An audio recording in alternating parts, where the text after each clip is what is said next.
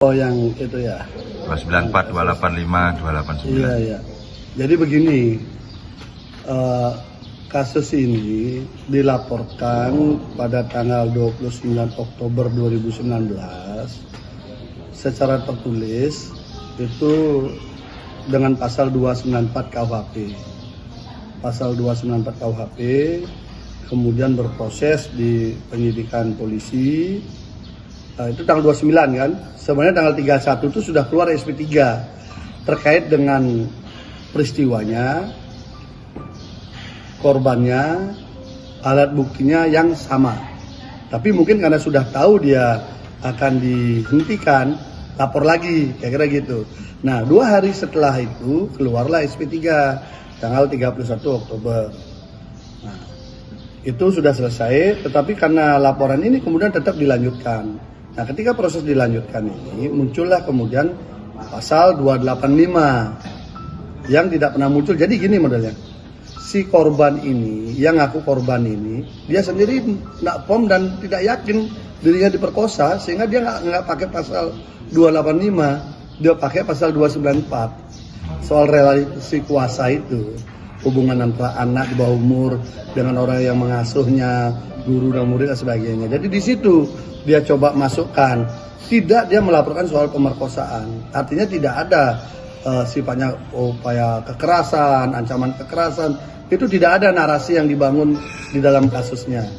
Nah, kemudian ketika kasusnya berlanjut sampai di sidang, muncullah dakwaan alternatif, pemerkosanya masuk, kemudian ada 289 lagi masuk, pencabulan yang dianggap melanggar kehormatan kesusilaan, kemudian 294.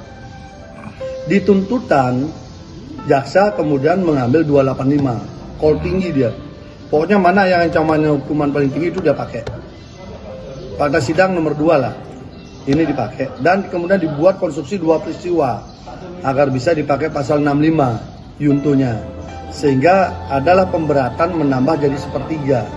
Jadi karena ini 12 tahun, ditambah sepertiga 4 tahun, lalu tuntutan JPU dengan pidana pemerkosaan pasal 285 menjadi 16 tahun.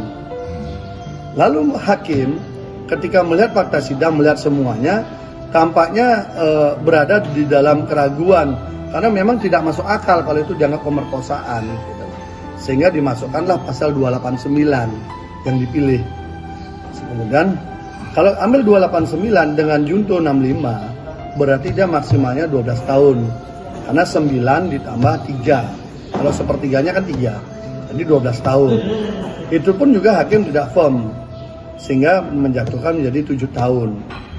Nah, kalau kita urut, melapornya ini masuknya ke polisi kasus ini dengan pasal 294, kemudian dituntut oleh JPU maksimal gaspol dengan sangat sadis pasal 285, tapi kemudian dihukumnya dengan pasal 289. Artinya apa? Yang melapor juga nggak firm dengan peristiwa pidana yang dia ini kan. JPU dengan semangatnya dia pokoknya menghukum seberat-beratnya, tidak peduli dengan fakta sidang. Hakim mencoba mencari titik tengah. Bagaimana caranya? Karena tidak mungkin membebaskan, maka dicarilah pasal yang lain. Karena memang tidak terbukti gitu loh. Mau 294 maupun 285 tidak terbukti. Masuklah pasal 289 yang tidak pernah muncul di laporan awal. Tapi itu dipakai oleh hakim untuk kemudian menghukum 7 tahun. Dan tidak dihukum maksimal. Dihukumnya 7 tahun. Nah, kronologis ini saya kira secara awam kita melihat memang ada sesuatu yang tidak sempurna. Ada sesuatu yang tidak begitu valid. Kenapa? Kalau kita ada orang pencurian ya pasal pencurian dari awal lapor, yang maling ya maling, pasalnya sampai terakhir kan gitu. Ini kan sudah berbeda sama sekali.